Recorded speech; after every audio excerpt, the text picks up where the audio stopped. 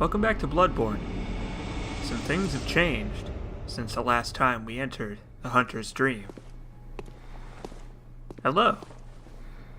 Hello, good hunter. I am a doll, here in this dream to look after you. Honorable hunter, pursue the echoes of blood, and I will channel them into your strength.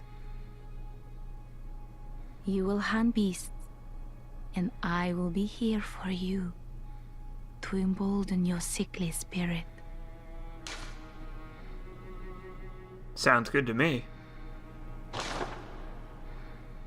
Why don't we level up our Very stats? well. Let the echoes become your strength. Let me stand close. Now shut your eyes. The plain doll is our level up lady in this game. She will embolden our sickly spirit and allow us to level up our stats, our health, stamina, strength, and dexterity, our experience and skill with guns, and our ability to attune ourselves to the magic of Bloodborne.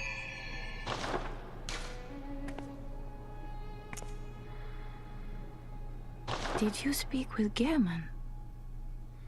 He was a hunter long, long ago, but now serves only to advise them. He is obscure, unseen in the dreaming world. Still, he stays here, in this dream. Such is his purpose. Farewell, good hunter. May you find your worth in the waking world. Thanks, I guess. So I suppose we'll go and talk to Gehrman then, whoever that is. Co-op in this game is pretty much the same as it is in all the other Souls games. You can summon other players in a range sort of around yourself, and other players can be invaded the same way. It's a little bit different, but we'll get into the minutiae of it a little later. For now, we have another friend to talk to. Someone who is quite eager to expend his knowledge of Bloodborne's world to us in this comfy workshop. What's up? Aha! You must be the new hunter. Welcome to the Hunter's Dream. This will be your home for now. I am Gehrman, friend to you hunters. You're sure to be in a fine haze about now, but don't think too hard about all of this. Just go out and kill a few beasts. It's for your own good. You know, it's just what hunters do. You'll get used to it. Fair enough, I guess. This was once a safe haven for hunters. A workshop where hunters used blood to enhance their weapons and flesh. We don't have as many tools as we once did, but you're welcome to use whatever you find. Even the doll, should it please you. I don't know if I like the way he said that, but that is some sound advice. We can use the workshop to imbue our weapons, which we have picked up bloodstone shards for, with the bloodstone shards. Much like in other Souls games, upgrading your weapon requires materials. First shards, then large shards, although in this game they're twin shards, and then chunks, and finally a slab, or in this game, a rock. It requires significantly more materials than other Souls games, though, to pad out the upgrades a little bit more.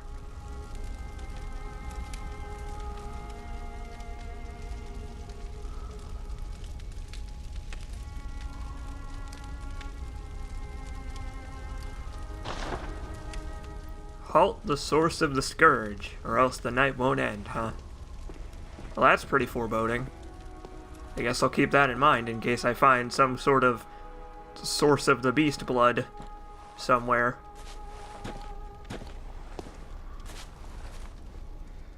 Hello, little friends. So this is the insight store, where we can spend the insight we've gained, which I will explain in a moment, to buy new equipment with it. We don't have much to buy right now, so I'm not going to spend any insight. But, pretty soon we'll start spending it, in large quantities. And down here we have the normal store, where we can buy stuff with our normal blood echoes.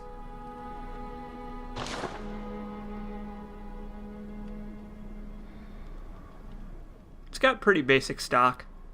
Everything a hunter needs to get on the road again after, let us say, taking a pretty hard fall. The Hunter Chief emblem is interesting. We'll talk about that a little bit later. But we can also buy weapons, guns, and new clothes. So that's kind of cool.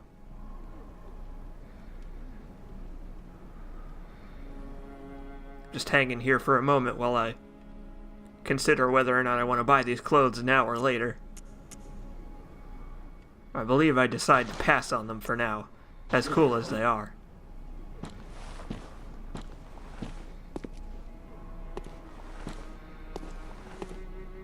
So we're gonna head back into Central Yharnam, now that we've met our new friends.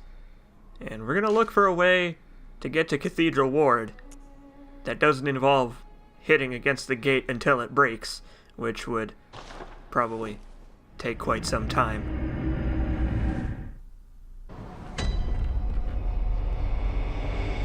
But I think we'll make a quick pit stop first, because something has changed in Yosefka's clinic in our absence.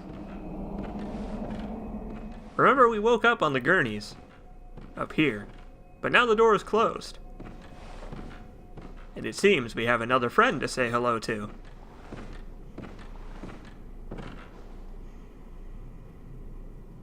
Are you out on the hunt? Then I'm very sorry, but I cannot open this door. I am Yosefka. The patients here in my clinic must not be exposed to infection. I know that you hunt for us, for our town, but I'm sorry. Please. This is all that I can do.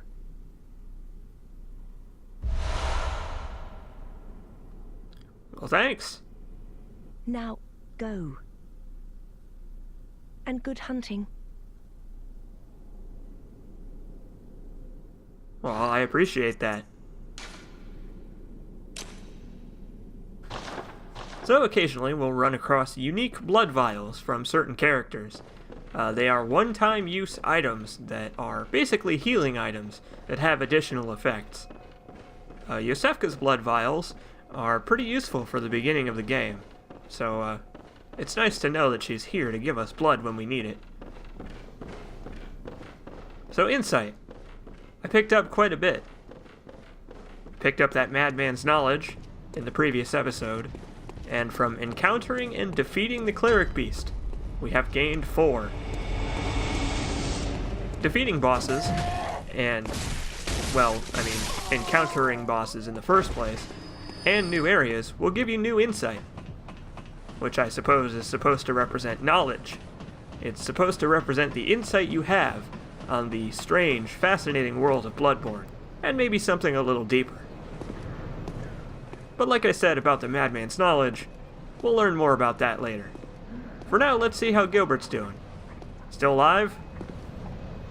Yes, I see. But the Great Bridge is the only way to the Cathedral Ward. And during the hunt, the bridge is closed. You could try the aqueduct. There's a rather, how shall I put it, colourful area south of the Great Bridge. From there, an aqueduct leads to the Cathedral Ward. Not a place you'd normally want to visit, but I don't imagine you have much of a choice, do you? It's starting to look that way. Fair enough, Gilbert. Thanks for the advice. He's not sounding like he's doing too good. I don't know if he'll be around to help us much longer. Especially if his advice is about to take us out of Central Yharnam, then he will have no more use to the plot. So it's always worth it to kill this guy when you're running by, because he gives you free bullets every time. Generally, this game rewards you for killing all the enemies along the way. Every enemy in the game can drop blood vials and bullets, no matter what they are. For some enemies, like the crows, it is extremely rare for them to do so compared to their normal drops of pebbles and antidotes, but every enemy is capable of dropping more health and more bullets. So, it's especially worth it to try and take out the tough foes you fight along the way instead of just running past them. But it is possible to do so, and in some cases it's actually easier to fight than to run away, especially in this game. It depends on the situation, really.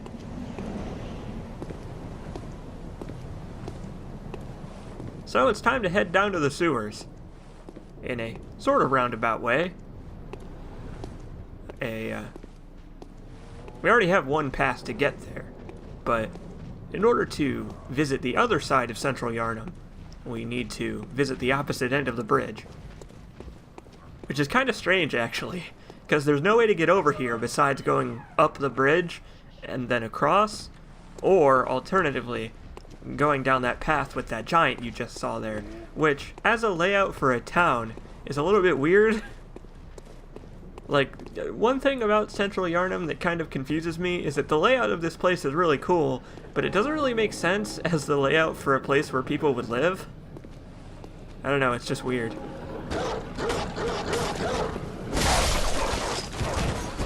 Screw all dogs. I hate dogs. They're the worst Souls game enemy, and we have our chance to take our revenge. And besides, they're probably infected with blood anyway. The blood that won't help us. The other kind of blood, the infected blood. Not the blood we jam in our legs. Although they might be one and the same. The jury's still out on that.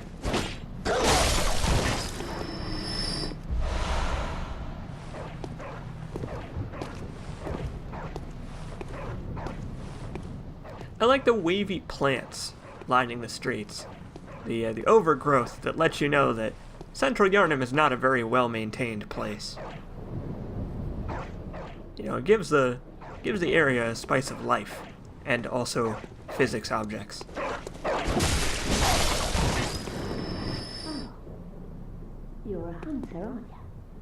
Then, well, do you know of any safe places?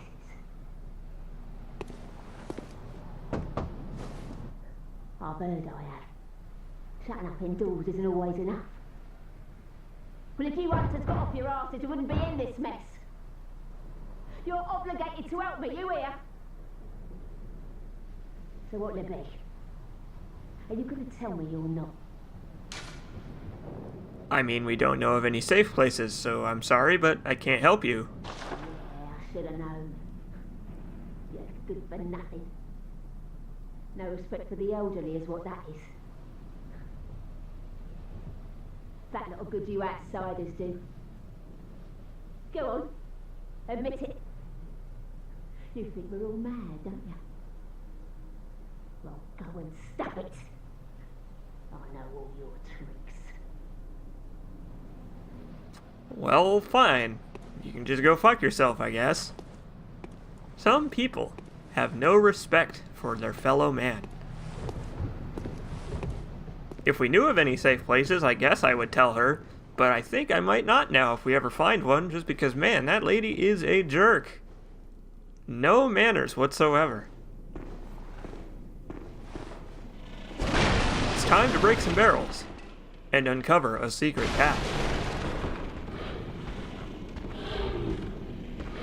I guess it wouldn't be a Dark Souls type game without rafters that are easy to fall off of.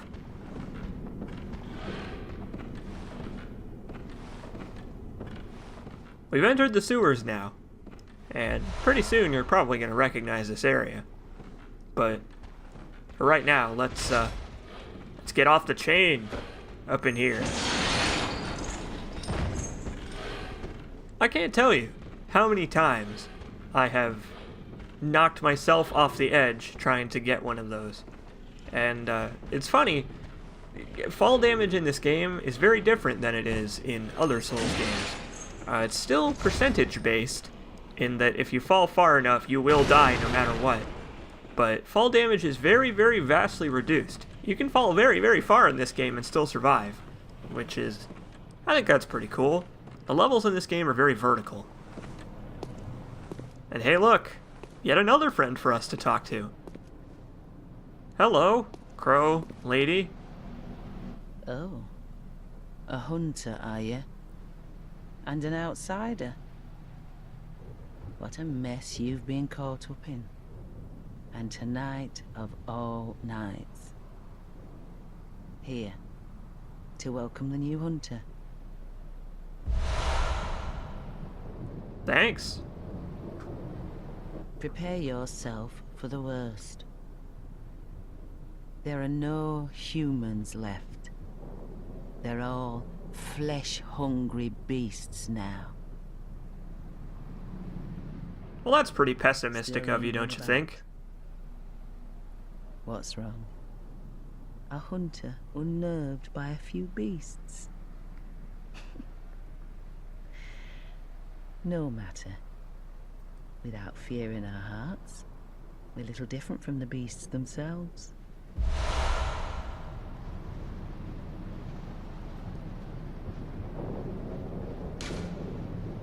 We have gained the ability to pose. Sometimes talking to NPCs will grant you gestures. Cool ones, like shaking off your cape like a real badass. With physics and everything. 'Cause why not? What are you still doing here? Enough trembling in your boots. A hunter must hunt. I mean, it is what I'm good at, I guess. Or what I'm contractually obligated to do. Speaking of the contract, am I getting paid for this at any point? Does the hunter make a working wage? Is there a union? A union of hunters? I guess we'll never know. And unfortunately, the only way out of here is to drop down, which I actually think is a good bit of game design. I was talking earlier about how fall damage is really not all that bad. You can see there I barely took any damage from something that probably would almost kill you in Dark Souls. And I think that's a fun little tutorial, a living example of how fall damage in this game really isn't all that bad. There are some falls that are kill boxes and will just kill you no matter what if you fall from a certain height, but most of the time it's pretty generous. This room also teaches you about the importance of an order of operations. For example, that guy on the stairs. He runs at you first thing, but if you run past him or try to circle around him to get him off the stairs, that guy that was facing the opposite direction will hear you. And then this guy with the gun will come and join the fight. So then you will have two beast dudes, and then this guy with the gun. Alternatively, you could take them out in a slightly more reserved manner, and save yourself a lot of trouble, because then you can fight them one at a time. And then there's this guy. This guy over here will just kind of pace back and forth. But enemies in this game have line of sight, so you can kind of sneak up on him a little bit. And there he goes, just falling through the floor. I guess he had other places to be. But yeah, you can sneak up on enemies in this game relatively easy. It's very simple. There's no like stealth mechanic. It's just whether or not they have seen you and whether or not you're walking. But it is possible to sneak up and get backstabbed. Also, it wouldn't be a Souls game without giant rats. They're not too dangerous, but they can stun lock you to death, especially if you're not wearing the hunter set, which is pretty important to have in the beginning of the game. And hey, it's our first alternate weapon, the Saw Spear. The Saw Spear and the Saw Cleaver are pretty similar. The Saw Spear is mostly here, just in case you pick a starting weapon you don't like, so that you're not stuck with it. Because right now, we don't have any way to get the other starting weapons, the axe and the threaded cane. So if you don't like the starting weapon you have, the Saw Spear is here so that you're not stuck with it. And I think that's pretty cool. But the Saw Spear is also an alternative to the Saw Cleaver itself. It does a little bit less damage, but in exchange it consumes quite a bit less stamina, meaning you can swing it more. And overall, that's actually a little bit more helpful. I might switch to the Saw Spear later on, forsaking the Cleaver, but we'll see. They're pretty much the same, moveset-wise, but they are still unique enough. Ouch.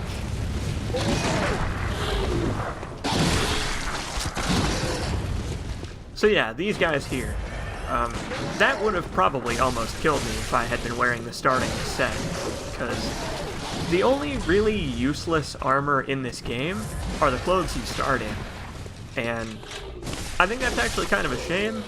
It's meant so that you get clothes as fast as possible, so that you understand the importance of general defense, but the starting set is like, it has like literally half the defense of what I'm wearing now. And there's no helmet piece, but I'm not wearing a helmet right now anyway, so that part doesn't matter. But still, it kind of sucks because like the starting armor looks pretty cool. But to be fair, the alternative is making the enemy do a lot more damage, so that it kind of like universally fucks you up. So I'm actually fine with the compromise they decided to go with. And plus, you can supplement the general uselessness of the starting armor with pieces of the other armor. So it's good for offsetting the weakness to mix and match. Although one thing I will say, unfortunately, is that it's very hard to make like a horrifying like monster armor combination in this game. Like in Dark Souls, you can wear like, oh, the Xanthus crown, the stone armor, Mask of the Father, generally horrible looking garish armor. All the armor sets in this game look pretty cool, and they mix and match pretty much interchangeably, which actually I think is kind of a feat of the visual design of the game, but it also makes it so that there's no really like super goofy looking combinations of clothing, just stuff that either clips or doesn't clip with your hair. And that's something I think I'm going to point out now, because you might have noticed this already, but in case you haven't, I'll point it out now, because you're going to notice and be annoyed by it eventually anyway. Jill's ponytail is just barely low enough on her head that it clips through the collar of most equipment, and I don't know how that made it past the testing phase, because it is that way for all of the hair. Like, there is not a single hairstyle in this game that does not clip with several pieces of equipment, which is so strange. It is so very weird, and it looks so stupid. It looks really stupid. So I will be trying my best to wear things that don't clip with the ponytail so that it doesn't look dumb. Those guys are all alive again, but I don't really feel like fighting them. They're slow enough that it doesn't really matter. And plus they have a lot of health, so it takes like almost a full combo to get rid of one. So they're pretty tough enemies starting out.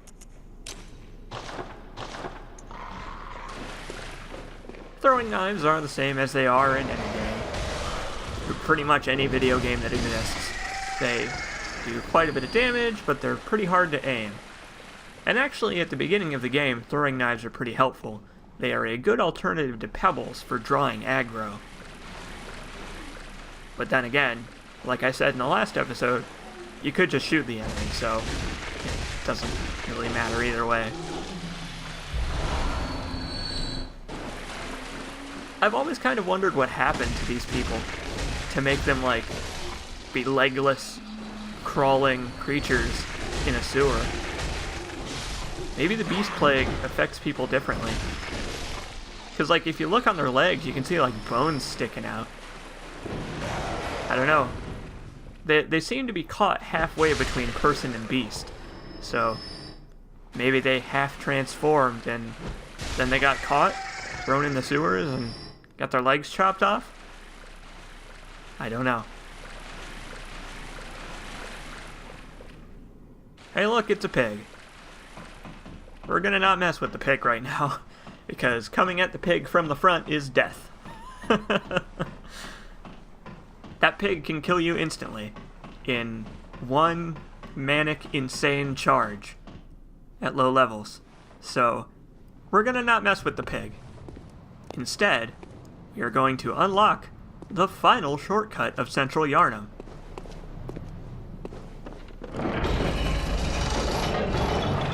One thing this game was criticized for, that I think is a little bit unfair, is its reliance on elevators as shortcuts.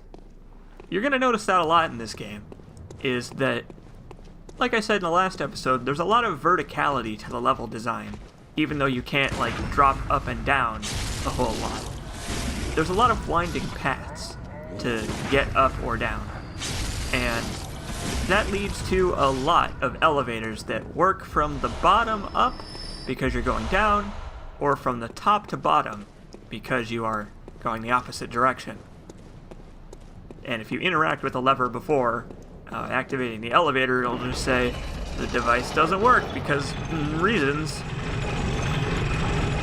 And I agree that this game does rely pretty heavily on elevators as shortcuts, but I don't necessarily think it's a bad thing.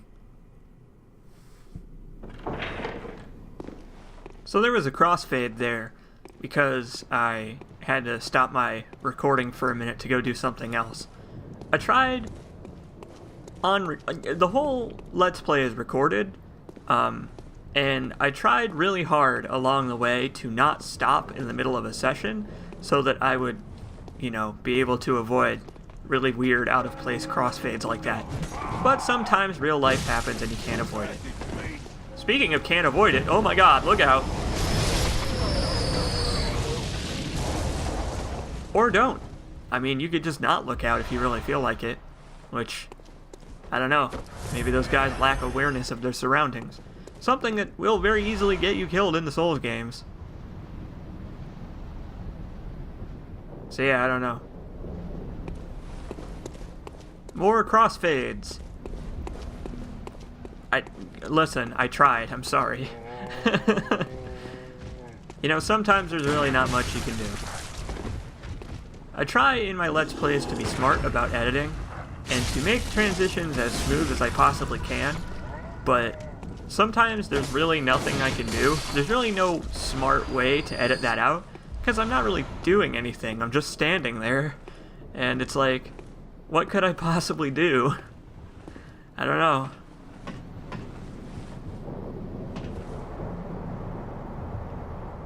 So another element of this game that crops up from time to time is the ability to ambush your enemies.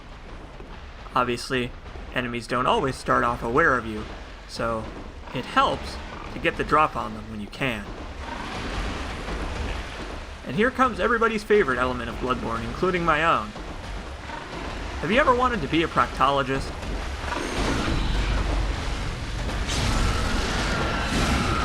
Well, congrats, you are one now.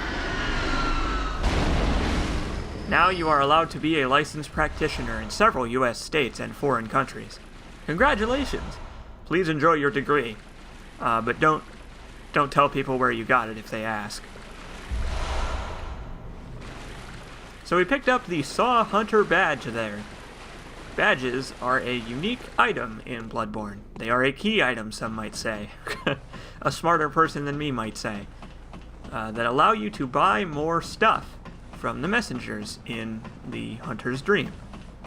You can also enable purchase of more stuff by just progressing through the game, but there's a lot of stuff that you can only get if you pick up the badges. Like the badge that we just picked up there allows us to purchase all of the starting weapons that we picked up before. This game is very pretty. Lots of good distance textures and stuff. Also, these statues. Very foreboding. They seem to be, like, looking up at the sky, almost. Maybe it's because they know the night is coming, and the hunt is on, and everything in Yharnam sucks. These guys are jerks. I hate these guys. They kill me a lot, because they're placed exactly so that when you aggro one, the other will also aggro no matter what. And if you run up to one and get a backstab on him real quick, the other will start attacking you while you're in the middle of the backstab, so that when your invincibility from the backstab ends, then you'll be in the middle of a combo, and you'll have to either dodge very quickly, or just die. You know, whatever works.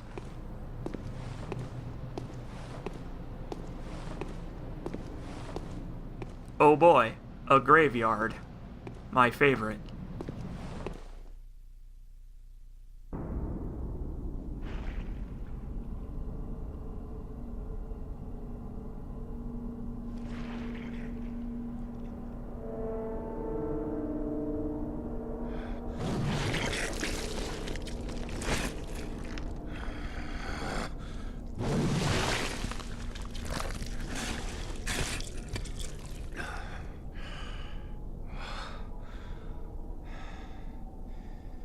Beasts all over the shop. You'll be one of them, sooner or later.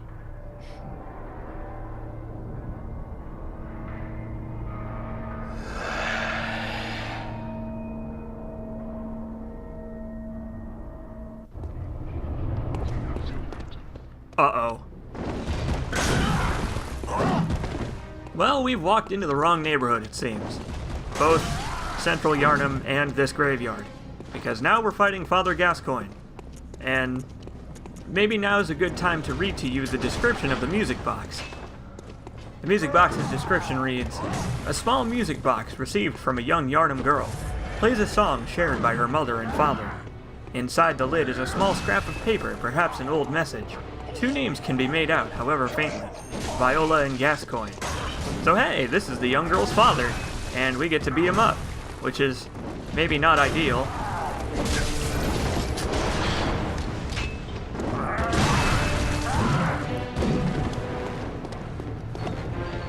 But it seems the music box stuns him for a moment, which allows us to get in a couple quick hits, maybe a backstab if we're lucky. But this is another element of this fight. You can parry Gascoigne for massive damage. What's that smell? The sweet blood. Oh, it seems to me it's enough to make a man sick. I like this fight, because this fight is basically mano a mano. You against, yourself. Because he uses all of the equipment that we can get so far. He's got the Hunter's Axe and the Blunderbuss. But,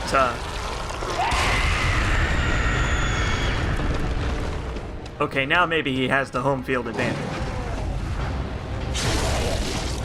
The final stage of this fight is one of, in my opinion, the most intense fights in the game. Because now, Gascoigne is a werewolf, and he is maybe a little upset at us.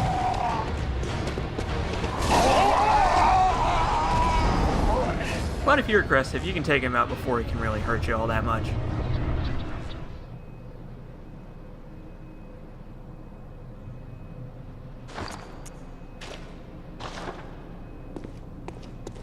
So, unfortunately, I beat him kind of quick there.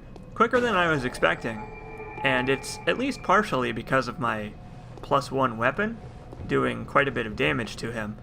So, at the end of this video, I will include a video of me fighting Gascoigne the right way, quote-unquote, where I don't use the music box, show off more of his moves and all that stuff, because I feel like I didn't really do that fight justice.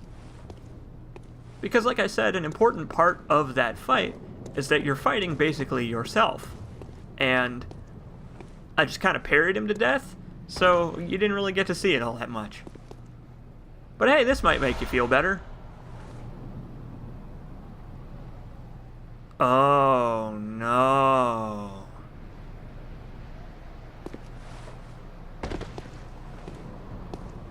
Well, that's a bummer.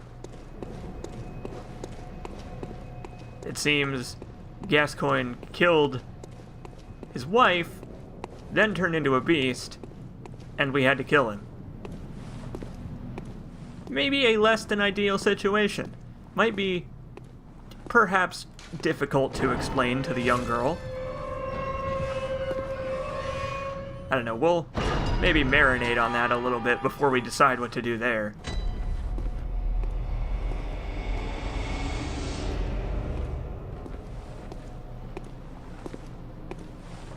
But hey, we made it. We are well on our way to Cathedral Ward now, which is good because I was getting kind of tired of Central Yharnam. Lots of rude people here. Maybe Cathedral Ward will be more inviting. Maybe there will be more people that are there to kill us. I'm assuming the latter, because, I mean, like, really, there isn't much confidence to be inspired here, is there? This just seems like a hostile place all around. Especially to people who are video game protagonists. Like us.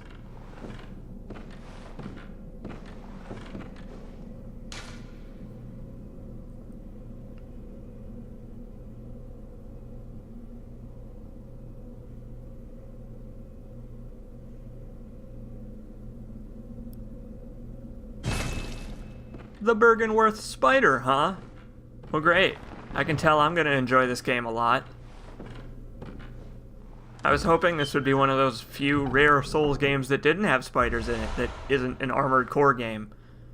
But well, I guess I can't be so lucky. I'll see you next time, when we head into Cathedral Ward. Pal around there for a little bit, and meet some new friends.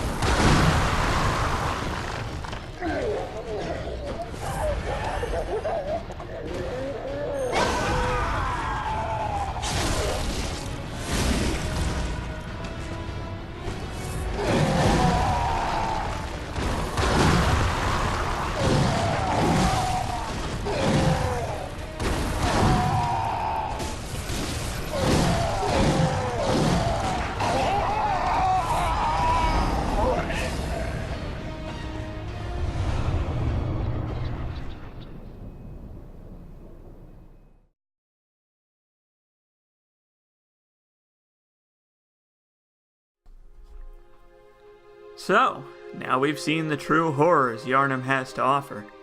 The city has been overrun by a sickness that turns men into monsters, something in the blood they all share. It makes humans violent, insane, and eventually into werewolves. And we accidentally signed ourselves on to help take them out. Whoops. You see, at the beginning of the game, we signed a contract as our entrance fee into Yharnam. Our character, any Bloodborne player character, regardless of your chosen character origin, has come to the city seeking the fabled blood healing done by the church. We have some unnamed disease, and we're here seeking a cure. But, we came at a particularly bad time, because Yharnam is currently in the middle of a hunt to purge the beasts, and by signing the contract, we have joined the side of the hunters. The trouble is, we've been inoculated with Yharnamite blood now, so doesn't that mean that Jill will eventually turn into a beast too? Well, maybe. Maybe not. We'll see. There's more to it than that, but we've got lots more game left to talk about it. For now, let's talk more about the hunt. The citizens of Yharnam prowl the streets, searching for anybody who's been corrupted by the tainted blood going around. They capture beasts and slay them, parading them around for all to see, celebrating their demise. These creatures that were once their fellow townspeople are nothing more than blood-hungry monsters. Unfortunately, the common townsfolk are far from immune to the beast plague themselves. They aren't hunters. By the time we come onto the scene, Yharnam is a mess. This particular hunt has taken a turn for the worse, with the same folk who have risen up to defeat the beasts becoming beasts themselves.